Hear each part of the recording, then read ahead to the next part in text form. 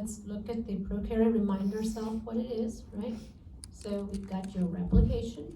This is your replication happening, right? So this is replication. Then we have transcription, right? So the green is transcribed. This process is transcription, making DNA to messenger RNA. That's what you've learned so far with prokaryotes and eukaryotes. So today we're going to go through on this side what's called post-transcriptional modification. After we complete that part, we're going to take the players, the messenger RNA, the tRNA, and the ribosomal RNA, and make the protein. So this is your translation part, right? So this is being translated.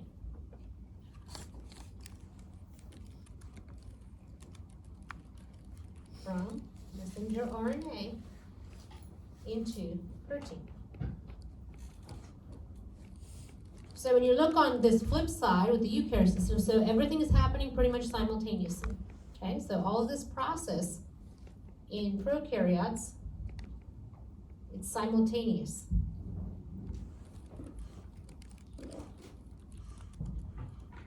Right, the whole process is simultaneous. Replication, transcription, and translation are all simultaneous.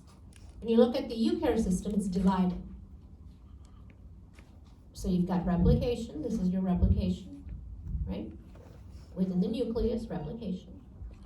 Then you have the message coming out, which is your transcription.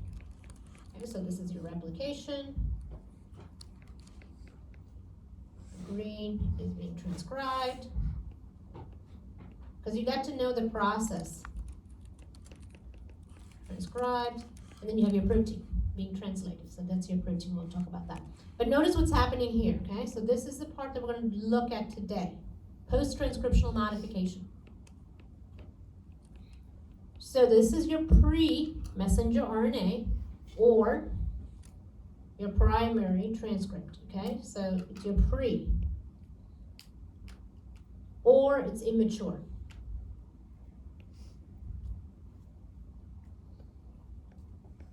Okay, so it's immature messenger RNA or it's a pre-messenger RNA. That's the primary transcript. So you may see those different terms in the book.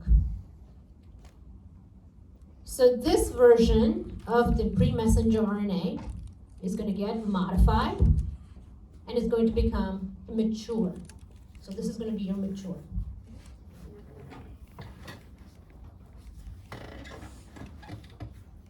All right. So what that means is your pre-messenger RNA is longer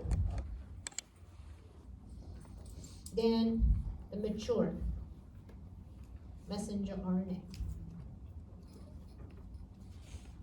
Right? Because it's going to get processed, it's going to get shorter, and the mature messenger RNA is going to be a shorter version. Because it's going to get processed. And those process that we're going to learn today is capping. Capping doesn't shorten it. It's in the front end. Poly A tail, which is at the back end. And then splicing is what's going to remove. And it's going to shorten. So this splicing part is what shortens.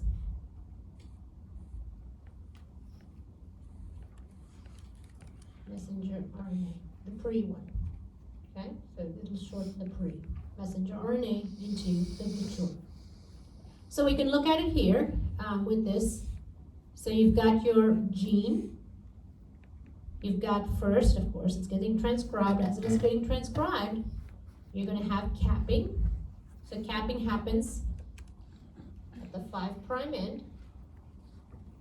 Okay, and then poly A tail happens at the 3' end. So you've got your front end protected, your back end protected, and then now in the middle, you've got some things being removed. And so this process of removing is called splicing. All right, and what's going to get removed? We're going to remove what's called exons. Oh, sorry, I did that wrong.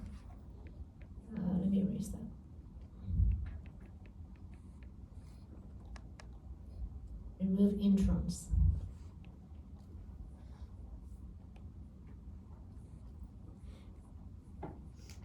Okay, we're going to remove what are called introns. Okay, so this here, these orange things that you're seeing are introns. They're going to get removed. Initially, they were thought to be junk, but what we're seeing is in some places, what we're going to talk about in splicing, they are still retained in the message, which means there are some effect and regulation. And when you guys do the lab, you'll actually be working on an intron sequence. So some of you may have that intron sequence, some of you may not have that intron sequence, some of you may be heterogeneous, but they don't play a role. Okay, those are going to be called allo sequences when you do that in the lab. All right, so here we have your movement. We know how it moves, right? Movement is from reading 3 to 5 and synthesizing 5 to 3. Right? Synthesizing 5 to 3. Everybody understand that? Reading 3 to 5, synthesizing 5 to 3. So here's your template strand, and here is your coding strand. And you know, obviously you know it's going to use the template strand. So when it uses the template strand, it's going to synthesize 3 to 5. I mean, it reads 3 to 5 and synthesize 5 to 3. I told you this was important, right? Add cap here. Okay, because it's going to protect that messenger RNA at the 5' and at the 3'. So protection mechanism. All right, so capping protects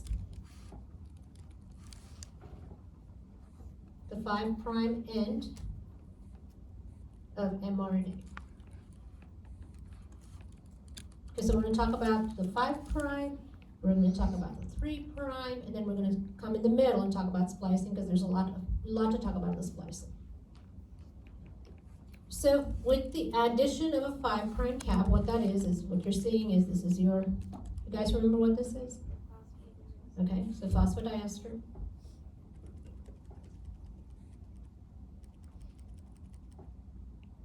And that we know is glycosidic. At the 5' end here, okay, at the 5' end, you're going to add what's called a cap. And that cap is going to be a guanine. Okay, so it's a nucleotide, obviously, with a guanine, so it's a GTP with a methylated group. So cap is GTP with methyl group at N7 of the guanine. Okay, so this is where it is. So this is going to be your cap 0. Then you're going to have another capping here, another methylate, just a methyl group at the 2' hydroxyl group, and that's going to be your cap 1. If you have another methyl group, it's cap 2. It's all to protect that 5' end of the messenger RNA. And what kind of protein would cut? General term. What's the protein that cuts? Endonuclease. Yeah, endonuclease. Any type of a nuclease, it doesn't have to be called an endonuclease. Any type of nuclease would cut. That's the definition, right? Mm-hmm. So when you're protecting that 5' end, basically you're protecting that 5' end from nucleases. Right? Okay, so let's look at the reaction. So make sure you understand the reaction. So you've got your messenger. Here's my, starting here. Here's my 3' messenger RNA, right? So, on this side and then 5' end. So there's my 5' phosphate, triphosphate. Right, that's your triphosphate. You remove a phosphate group by this enzyme called phosphatase. We'll learn a lot about this enzyme. You'll see a lot of phosphatase in Biochem 2.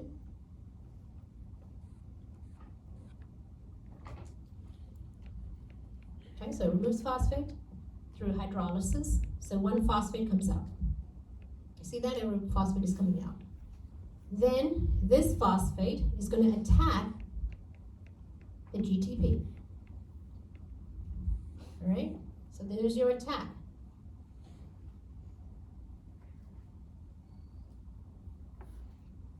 Okay, so this phosphate is attacking your GTP molecule.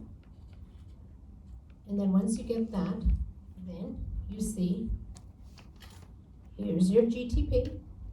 Right? This direction, here's your GTP. There's the original nucleotide. And what you're really creating again is a unique linkage. It's a 5' 5' linkage. So here's your 5', right? And here's your 5'. That's your 5 to 5 linkage. Okay, so these two are your 5 to 5 linkage. Okay, so unique, because you've always seen a 5 to 3'. So this is unique. So it's a 5 to 5 triphosphate linkage. Everybody see that? Yes, okay. So once you have this done, you gotta do one more thing, right? You gotta add the methyl group. And here's your nitrogen, 7, the 7th position, and your methyl group gets added. Okay, so capping, add GTP. So here's your GTP, right? There's your GTP, plus your methyl, which is here. So you need to do two things. Good? Two things. Okay, so once it is capped, you're going to have this unique 5' to 5' triphosphate linkage. You've got to know the chemistry, so make sure you know the chemistry. So don't forget about the chemistry part of biochemistry. All right? Okay, so once you have that, so I've marked it down for you, the two-step process. The nitrogen 7, you don't need to know the names of it, what adds on, but the nitrogen 7, you'll see the methyl group, and this is your cap 0. Okay, so this is your cap 0. Cap 1 is methyl group at carbon 2, or the 2' hydroxyl group, right? So remember, this is a ribose. So here's your ribose. The OH group is methylated. So that'll be your cap 1. Same thing. If you have another methyl group at the carbon 2 or 2', it'll be a cap 2. Okay, so that's how you name it. Cap 0, cap 1, cap 2. Do you guys have any questions about this? Good? Okay, so let's just put it together, the things you need to know. How cap is added. That's what we just did. What is cap? 0, 1, and 2. And it could be more. It could be 3, you could have 4, you could have 5.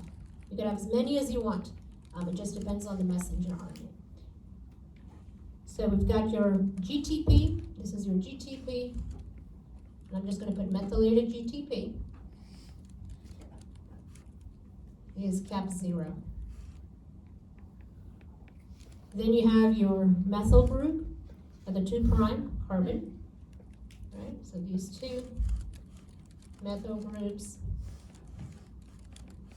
at 2' OH is cap 1, cap 2, so forth, right? Cap 3, cap 4, but it's the same thing. Okay, you guys good on this? Okay, and this is your unique linkage, right? So this you can add on to your chemistry. You know your 5', you know your 3', you know what a phosphodiester is, you know what a phosphide anhydride is, you know what a glycosidic bond is. Now you have a unique 5' to 5' triphosphate linkage. All right, so remember last time in the video I said we really don't know how termination occurs, but we have a little bit of an indication where termination occurs. There's a sequence. Okay, so I think I mentioned that in the slide, or the video, and this is what we're going to talk about. So now we're moving on to the tail end part, which is the 3'. So we've already protected it at the 5'. Now we're going to protect it at the 3' as well. And as we move forward, I'll discuss more about that 5'. It's going to be also be involved in translation. All right, so let's look at, know the steps, right? Steps.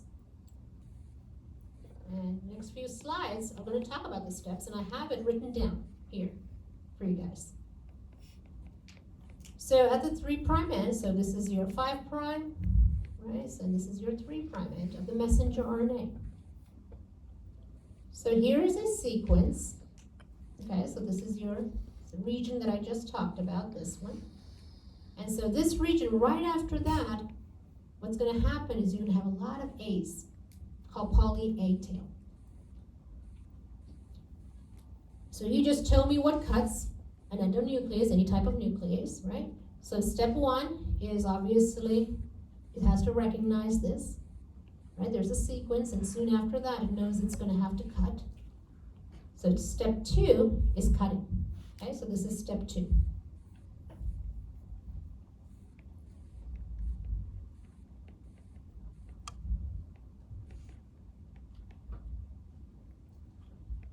Okay, right after this region, it cuts.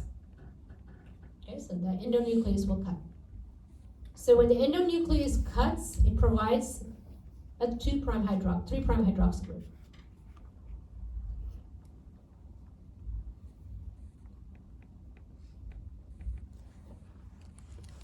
Okay, so once it has that, then you can think of it like a primer, right? So then, step 3, poly A polymerase. Okay, polymerase, it's doing the elongation, and you put the name poly A, which means there's going to be a lot of A's. And that's what happens. Poly A will put a lot of A's using ATP, because that's adenine. So a lot of A's, poly A polymerase, adds A's to 3' end. Okay, so that's step 3. So this is your step 3. Step 1 is obviously recognition of this site. Step 2 is cutting. Step 3 is adding the poly A tail. So the function of the poly A, one of the functions, we'll talk about more of that, role, again, is now protect, which end?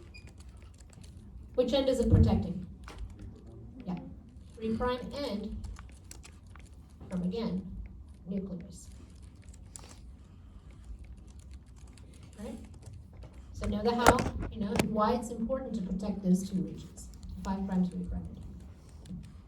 Okay, so this slide basically shows you 2 of the mechanisms, post-transcriptional mechanisms. Capping, we know how that is done, the 5' end. Then you have your AAU, AAA. It's going to get cut right after that region. And then you have poly A's being added. Okay, so this is your capping. And this is your polyadenylation, which means basically you're adding A's too. Okay, is that good? So notice that it's still pre-messenger RNA at this stage. They haven't really showed you the splicing yet. Because really, as you're doing the 5' and you're getting into the pre-messenger RNA, you're going to see splicing, removal. Okay, right now I've shown you the step from the front and the back part of the thing, the 5 and the 3'. Now we're going to get into the middle part. Okay, so this is your middle part called splicing. So within our pre-messenger RNA, we've got regions called introns and exons. Okay, so this is your exons, the blue, and the white is the intron. What's going to happen is introns are removed. Okay, introns are going to be removed. So keep an eye on how that removal happens. So this process of removal is called splicing. The definition of splicing, removal of introns.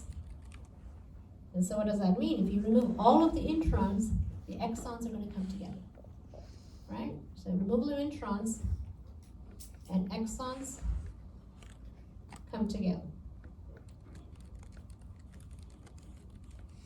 And when they come together to form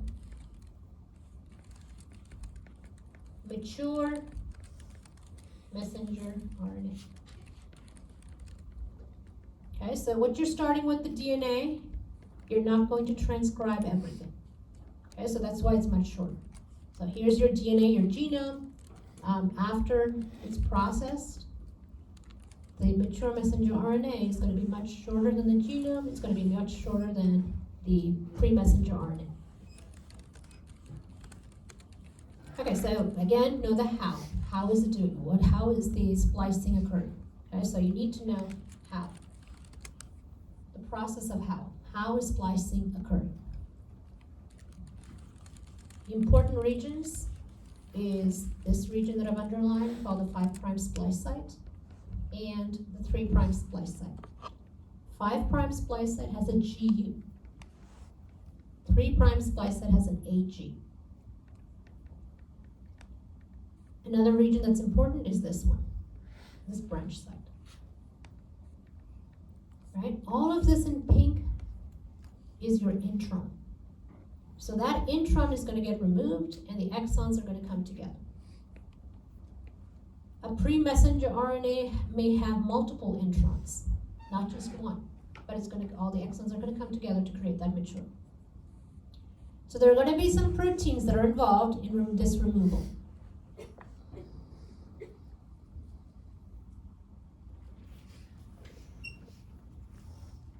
Spliceosomes remove introns. Okay, so on the next slide, I will show you that in a minute. All right, so this is your spliceosome. Remember we talked about this table, and I told you need to know what types of RNA and correspondingly what it synthesizes. Right, so this is important, and this is important. Right, memorize them. There's really nothing fancy to do, just memorize them. So if you look at the RNA polymerase 2, you know from video lecture, RNA polymerase 2 in the eukaryotic system does the messenger RNA. Remember that?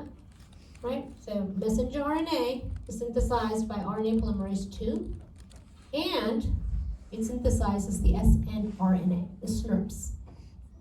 Okay, so this is a group of proteins and RNA.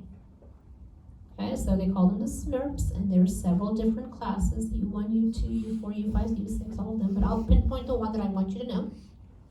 And spliceosome is both, this is important because you'll see, you're probably wondering how is it going to recognize those GU-AG region?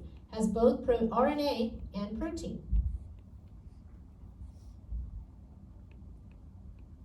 Okay, so now we're going to look at this simple model, and then I'm going to dive into the actual, a little bit more chemistry to show you where the attack happens. So in this model, I told you the important regions, there's going to be a GU here, and then an AG.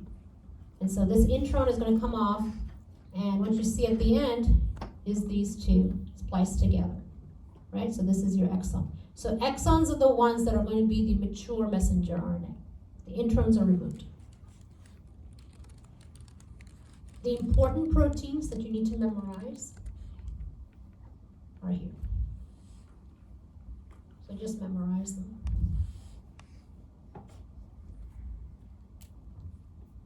Okay?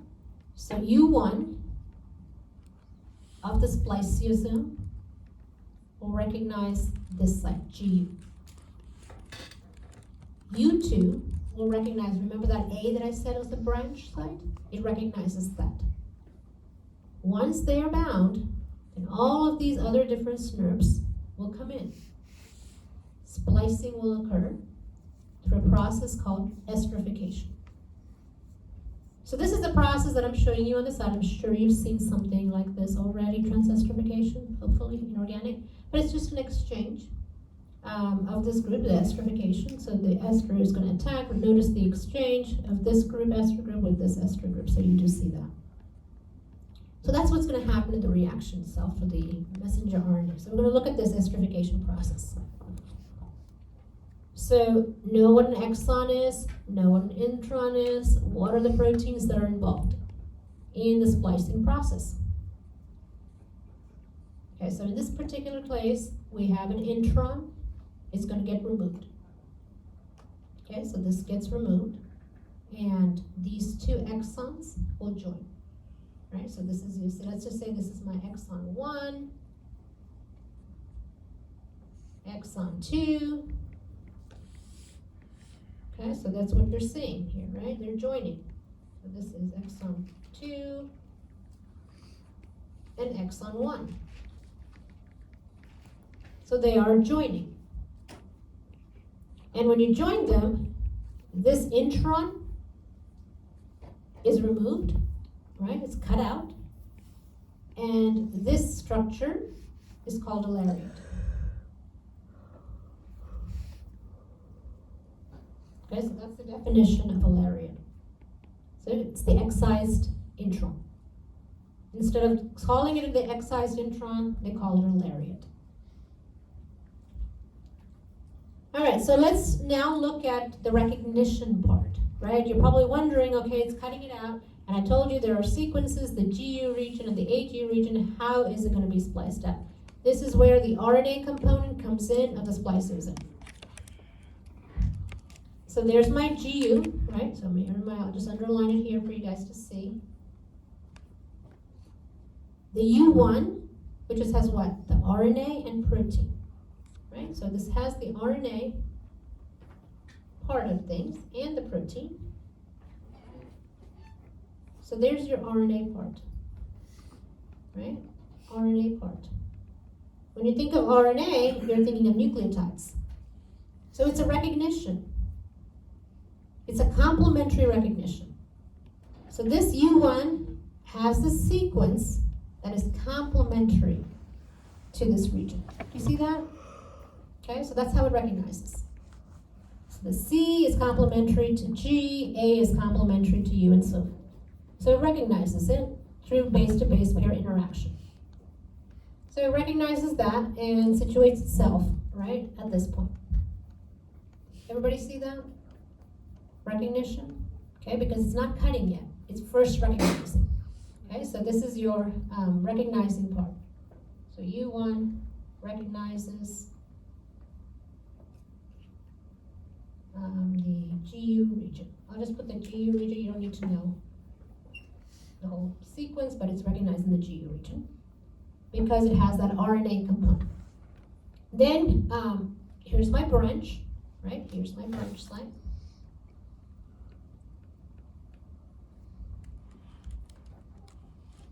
There's my branch site A, and that is recognized by U2. Again, the RNA component, right? So here's my RNA. This is my RNA of U2. So it recognizes that through complementary base pairing. Everybody see the complementary base pairing? Okay. So we've got your U1 and you've got your U2 bound. And then what happens? All the other strips will come in and ready to splice. Okay, so we formed this spliceosome, right? And the formation of the spliceosome is here. Right, so we're forming the spliceosome here. So we've done that, right? So, and all I wanted you to know was where U1 and U2 bind. Then the whole complex occurs. And then here, from here on, we're going to remove introns. So it's a two-step process. Okay, that's how I divide it up. So we just looked at this formation of spliceosome. Now we're going to look at the removal of the intron. Okay, so the next few slides will show in a cartoon form how it's getting removed, and then we'll actually look at the detailed information. So we've got U1. Where does U1 bind? GU, right? So there it is, binding to the GU. Okay, and then you're going to have U2. Where's my U2? U2 binds where? Right, binds branch site. And that branch site is an A, right? So there it is, bound. And then you know, next step, all of the SNRPs are coming, right? So now you've completed formation of the splices. Once you've completed the splices information, now we're ready to cut. Okay, so this chemistry you need to know and have details here that you should read, right? Read this detail. The A part, the branch, right? This is your branch, and it should be written somewhere here too. This is your branch.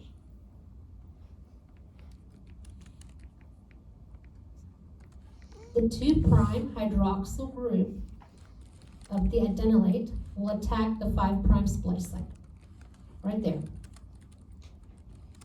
So when you attack it right there in the GU region, you're going to be releasing exon 1, right? Because you can consider it like an exonuclease cutting, because it's a nucleophilic attack. Everybody see that? It's a nucleophilic attack? Okay, so this thingy here that I'm showing you is a nucleophile attack.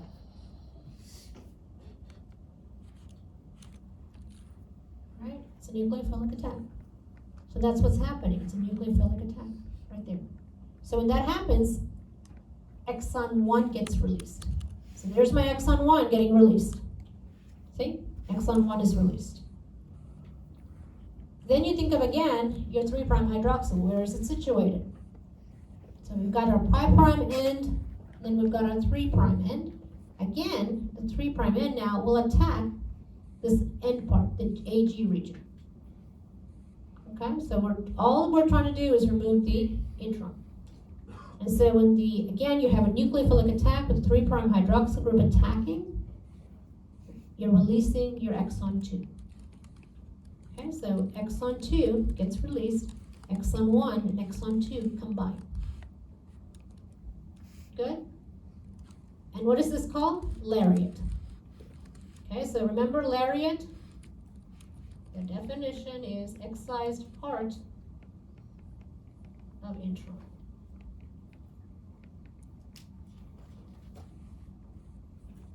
Okay, so again, we have to look at it in this sequence here. There's my GU region, here's my AG region. I have plenty of slides on here, different ways, which means it's important.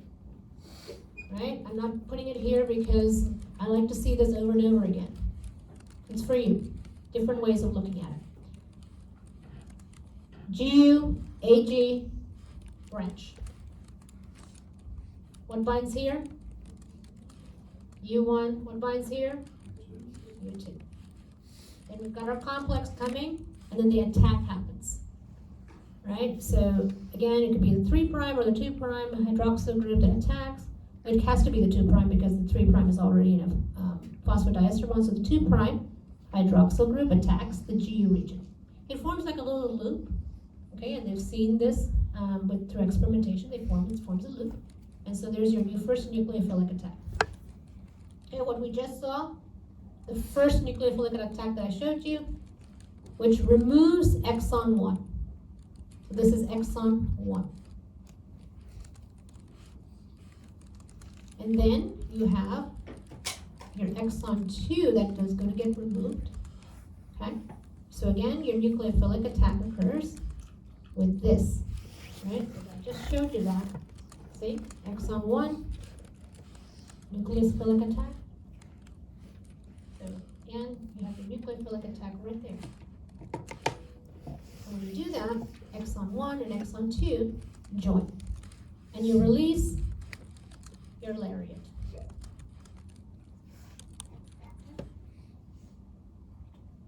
All right. So one thing that I want to emphasize, let me see.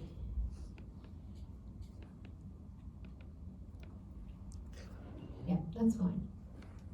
So any question do you guys have about the how it's doing it, how the cutting occurs? So make sure you know how. Yes?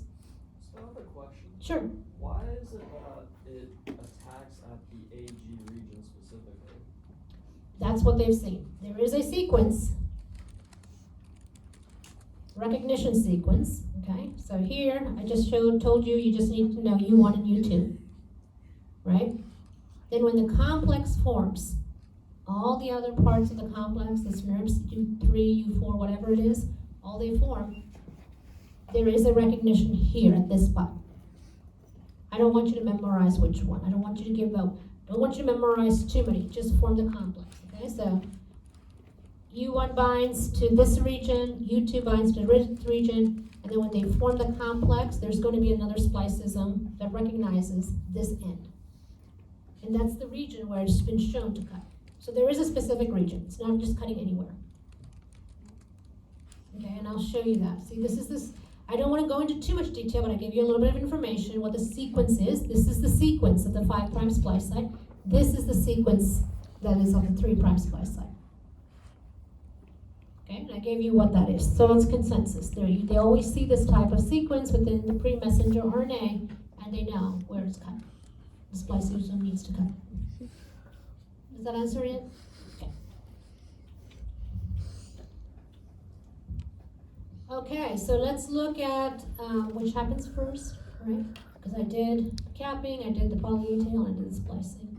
So you've got your genome, DNA, got it transcribed. That's what you did with the eukaryotic system video slide. We got it transcribed. Pre-messenger RNA. Okay, so this is all the video we did, right? Video lecture. So if you haven't listened to it, you got to listen to it because obviously there's a flow and connection to it. And then we begin post-transcriptional. So all of this is post-transcriptional.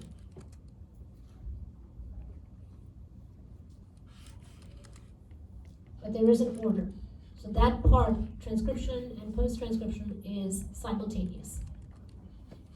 So we talked about the capping, and that is for stability purposes, right? Which also means prevent degradation, right? Which means the nuclease won't get to it, and it protects that 5' end. Then you have your 3', which is again lots of A's. See that A's? This is your poly-A tail being added, so there's lots of A's here.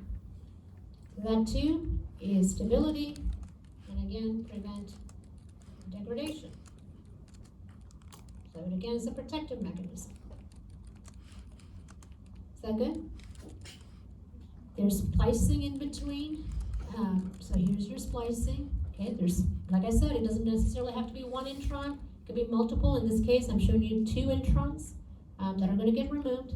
And you have your mature messenger RNA coming in. So this is your exon 1, exon 2, and then exon 3, right? So this is exon 1, exon 2, and exon 3. They all come together to create that mature messenger RNA. There it is. And so all of this would be called your lariat. Okay, so yes, question? What happens to the lariats after they're removed? Yeah, that's a good question. So before we thought it was junk genes, that they just get degraded, but they're seeing more regulatory effect with these lariat, that they're actually regulating different genes. Like a transcription factor, these small sequences of RNA are regulating genes and how they're being expressed. So they're not considered junk genes anymore. Okay, so they do have a value to it. All right, so I want to show you an actual sequence of a pre-messenger RNA or an immature messenger RNA, just to give you guys that this actually happens. All right, so the pink here is all introns, right? And my black here is all exons. So the exons, when it undergoes splicing, all the exons will join. Notice where the sequences are. There's a GU, there's an AG. So it knows exactly where to cut. There's a GU, there's an AG. See that? That's why I want you to just keep an eye on that. But it's obviously a consensus sequence there. And then, so obviously it knows where to add. And somewhere in between, what do you think will be in here? Where the branch site, right? There'll be a branch site where there will be an A. Somewhere in here. There's lots of A's, but obviously I told you exactly how far apart they are. You know, this is what they've seen. How far apart they are. Did I put that here somewhere? Yeah, I must have. It's somewhere here. Yeah, see, I put the branch site, distance-wise, is about 20 to 50 nucleotides. So within that region is your branch site. Okay, so again, notice this sequence. Everybody recognize that? AAU, AAA? What's gonna happen right after that? Termination, yes, but remember this is pre-messenger RNA, and it's getting processed.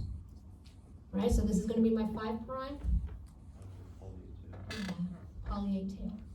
Right, so this is where that region is that is recognized as being the end. And right after that, you're gonna have a cut with the nucleus, and then you have poly A added. Make sense? All right, so this is really, obviously you're seeing it for yourself in these codes, and what's happening and what's being removed.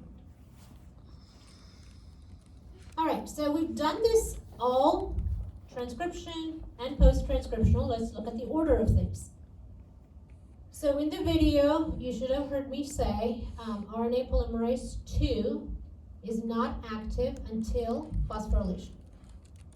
Right? If you haven't listened to the video, you've got to listen to the video because there is that continuity. So the first thing, RNA polymerase II is phosphorylated. I'm just going to put a P for phosphorylation. You write it out. Okay, so it gets phosphorylated and becomes what? Active. Right? Becomes active. So here it is doing it, right? So what end is this? Is this 5 prime or 3 prime? When it gets, because it's starting from here. Okay, so there's a recognition. Right, so there's the recognition of the Tata box. And that's similar to what we were looking at -10, -35. So it gets phosphorylated. So this is your step 1. So now that we've looked at post-transcriptional, you ought to know what's happened second. What do you think is going to happen second? Not the splicism, because that's in the middle. Because you're beginning, right? You've got all your triphosphates there, capping.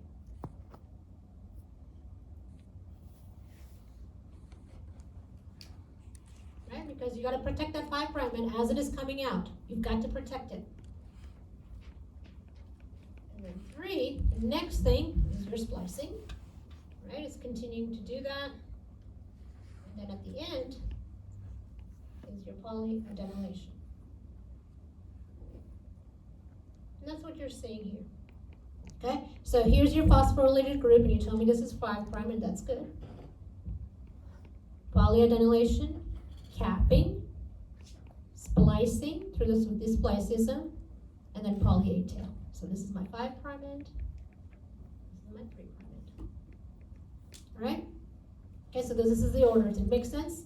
So all of this, what's it called? All of this? Post-transcription. Post-transcription. And we are going to look at post-translational as well. Modification. So that's why it's important to keep up with the material. If the tables are helping, make the tables as we go forward. Okay, so I'm going to give you this, and I want you to keep this close to yourself because we're going to keep building on this. So we are here, so this is eukaryotic gene. Promoter region. What's the most important region in the eukaryote, the promoter? What did I tell you in the video slide? What was it? Tata box. Right? The promoter was going to have a Tata box. And that's the recognition. So once it has that promoter region, you know, or soon after that, you're going to have a start site, the +1 start site, and messenger RNA synthesized. And this would be your +1. Right? Transcription occurs. Not post-transcription, transcription. So this is your immature, pre, or immature. Right? At this stage, after transcription, it is still immature. You're going to get capping, right? Through these processing, you're going to get capping, addition of poly A tail, and all of the exons are going to join, splicing out the introns. So the introns are gone. You see that? Everybody see that? I haven't talked about the UTR region, but keep an eye on that because we are going to expand on the UTRs, the 5' and 3'. So notice that the exons are joined together. You still have your 5' UTR and 3' UTR. That is going to be very important for us because that, when we look at an example of regulation with transferrin receptor that delivers iron and ferritin, which stores iron, two opposite effects, right? And we're not going to synthesize both the proteins at the same time, and these regions are going to be very important as to how it regulates. Okay, so just keep this. So we're just building right now, so we are here at this point where you have seen the processing happen. And then when we move forward, we're going to do more of the translation. All right, so something that you've heard of before, thalassemia, is caused, we already know what that is. We've talked about alphas and betas and gammas already. So you can have a deletion of these subunits, and that's actually caused by mutation in an intron. So in a normal person without thalassemia, GUH, you see that, right? So that you know is going to get spliced out. That's your intron. There's going to be a mutation in people with thalassemia. You don't know what a stop is quite yet. We'll talk about the stop codons and things later on, but notice what's happening. There's your mutation, right? There's the mutation.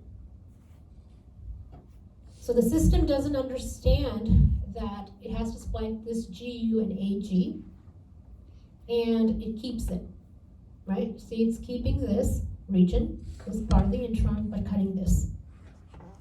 And so what happens is when you have your messenger RNA being translated, the ribosomes will come in.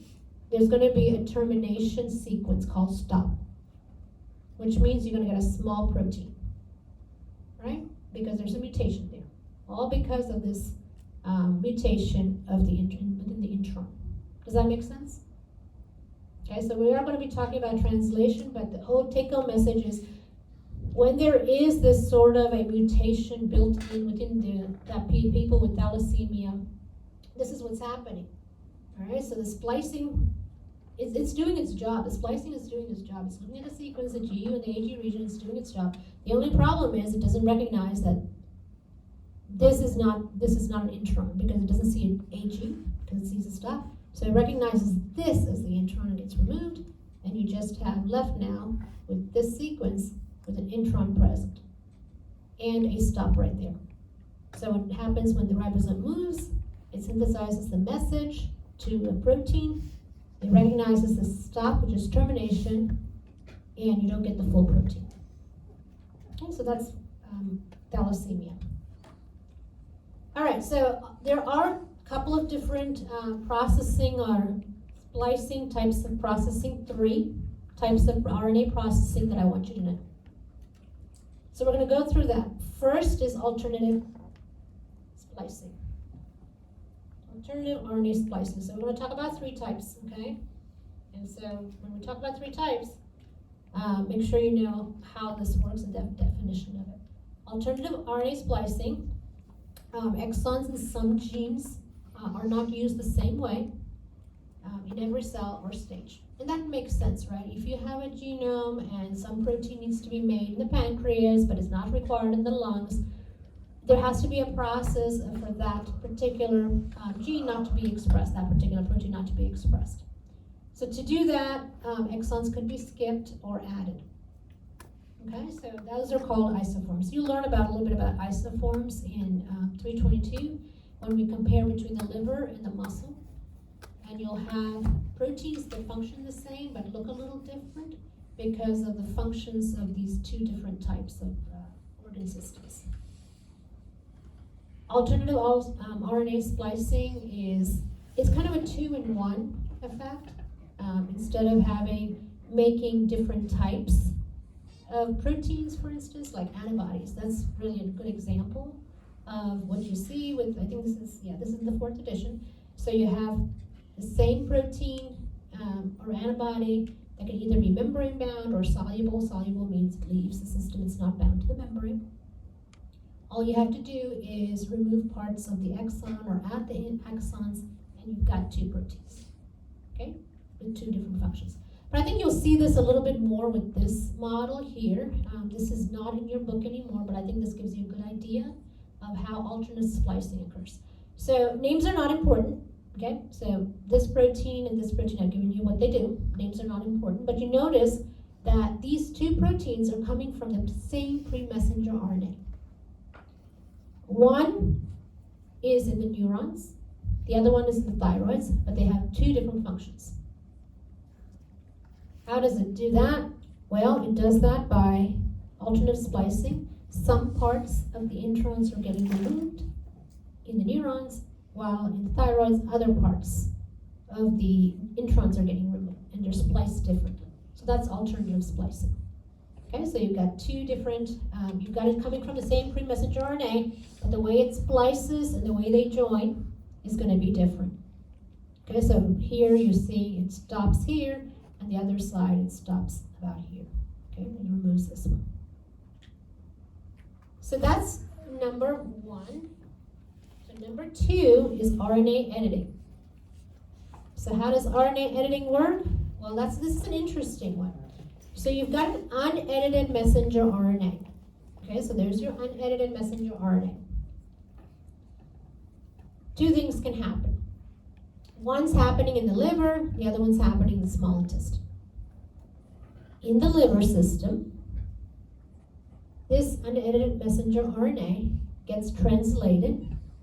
Okay, so this is messenger RNA, it gets translated, this is your protein.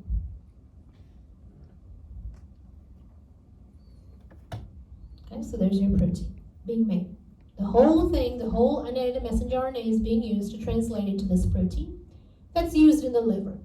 The names are not important, but this is the protein name. It's ApoB100. We'll talk about that protein next semester.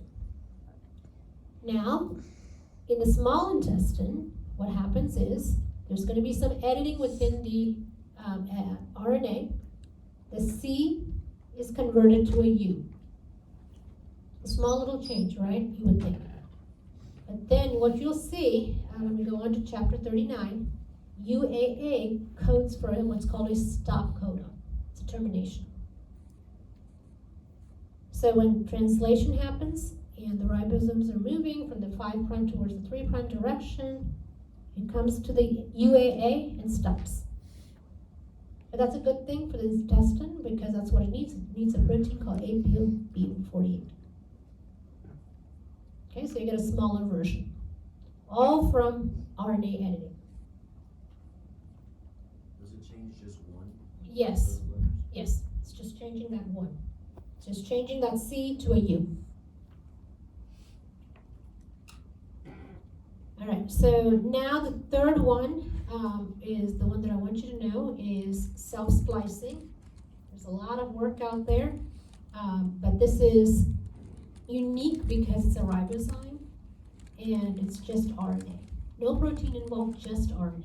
Okay, so ribosomes are different from spliceosomes, right? Spliceosomes have RNA and protein. Ribosomes, just RNA. So what that means is, here's your sequence here. This is my ribosome. This is my ribosome. Again, it's attacking this end of the intron. So again, you're seeing what kind of attack? Nucleophilic attack.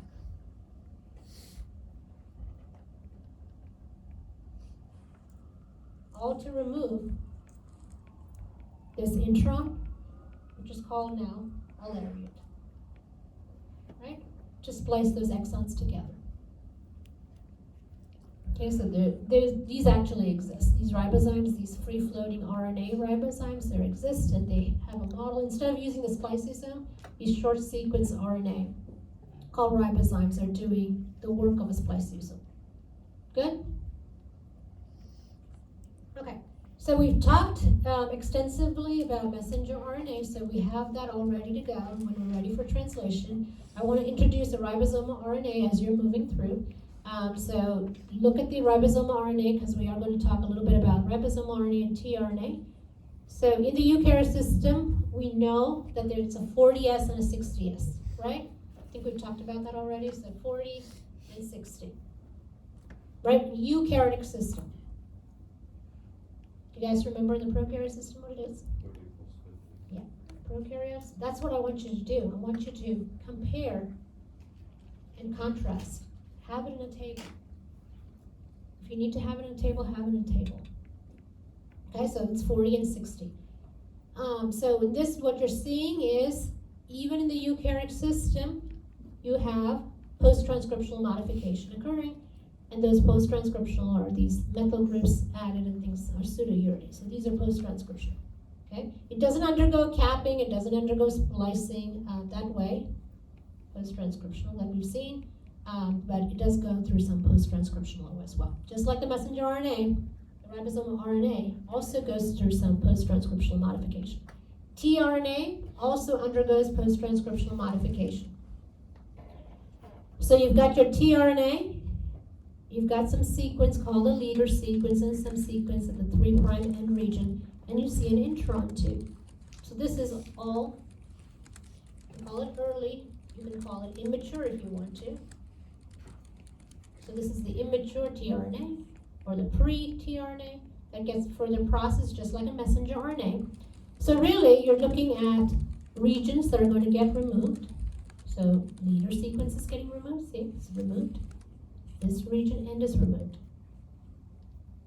After you remove this region, next class, we're going to learn about this. This is for next class. A sequence called CCA is added.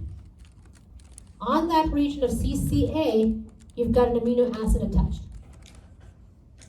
All right, so amino acid attached at CCA region.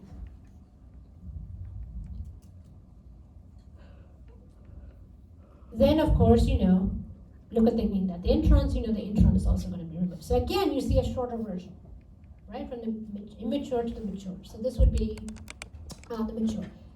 Another term that's very, very important is called the anticodon. All right, so this is a 3-letter code.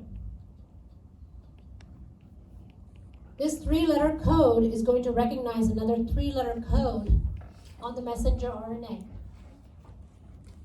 Okay, so there is processing going. You've got to remove the leader, you've got to remove this region up here, add CCA so that an amino acid can attach, and then you've got to remove the introns.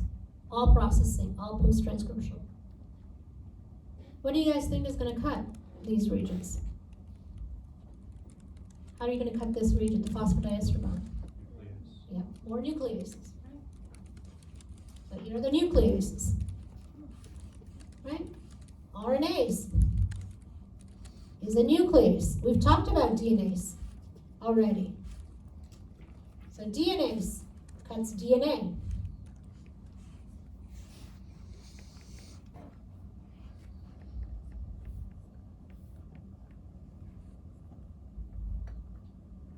You don't need to know the P, okay? It's an RNase. Because there's going to be one on this side, one on the other side. But RNase is going to cut, because it's a nuclease, specifically it's an RNase because it's cutting RNA. But it is a nuclease. Same thing, there's a P here, one type of nucleus, then there's going to be another type of nucleus. So more RNAs come in, cut the other side, and then you're going to add the CCA sequence where your amino acid is attaching. Okay, so there's my CCA sequence, and then you have your amino acid attaching here. So next class, next class we're going to talk specifically about this attachment. This is a very important region. And here, what's going to be here? Anticodon. Keep an eye on that anticodon because we're going to be taking a code, a small code, converting into the message, using that message and trying to figure out what type of amino acid it is. So the anticodon is going to dictate what type of amino acid is going to get attached. Okay, so there's going to be a table for that. Alright, so I wanna take maybe 5 minutes now for you guys to get together, begin to work on the lap operon.